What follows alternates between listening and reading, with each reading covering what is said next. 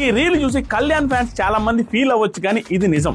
కళ్యాణ్ వాళ్ళ ఫ్యాన్స్ కి మందార పూలు చెవిలో పెడుతున్నాడా అని అనిపించింది. కళ్యాణ్ మనిషిగా చాలా మంచోడు, అది క్లియర్ గా కనపడుతుంది. కానీ తనకి విన్నింగ్ ఛాన్సెస్ ఉన్నాయని క్లియర్ గా చాలా మంది హింట్స్ ఇచ్చారు. డైరెక్ట్ గా మనీష్ వచ్చి మందార పూలు చెవిలో పెడుతున్నారు, వాళ్ళని నామినేట్ చేస్తే నువ్వు విన్నర్ అవుతావు, నువ్వు సెకండ్ పొజిషన్ లో ఉన్నావు, తనుజ ఫస్ట్ పొజిషన్ లో ఉందని చెప్పిన తర్వాత కూడా ఈ రోజు చూస్తే నెంబర్ 2 పొజిషన్ లో ఉన్న వ్యక్తి నెంబర్ 1 పొజిషన్ ఆవిడ నెంబర్ 1 పొజిషన్ లో పెడతారు అసలు ఎపిసోడ్ లో. అండ్ అన్నిటికంటే మోస్ట్ డిసప్పాయింటెడ్ థింగ్ ఏంటంటే కళ్యాణ్ విషయంలో తనకి తాను స్టాండ్ తీసుకోలేకపోవడం. రమ్య గారు అన్నప్పుడు స్టాండ్ లేదు, మాధురి గారు అన్నప్పుడు స్టాండ్ లేదు. ఈ వారం కూడా దివ్య గారు 2 సార్లు మాట ఇచ్చి తప్పినా కూడా నాకు సార్ ముందు నవ్వుతూ ఉన్నాడు. రేపు నామినేషన్ లో కూడా దివ్య గారు నామినేట్ చేయలేదు. కళ్యాణ్ లో ల్యాక్ అయిన విషయం ఏంటంటే తన మీద ఏదైనా నిందపడ్డప్పుడు పౌరుషంగా దాని మీద మాట్లాడట్లేదు.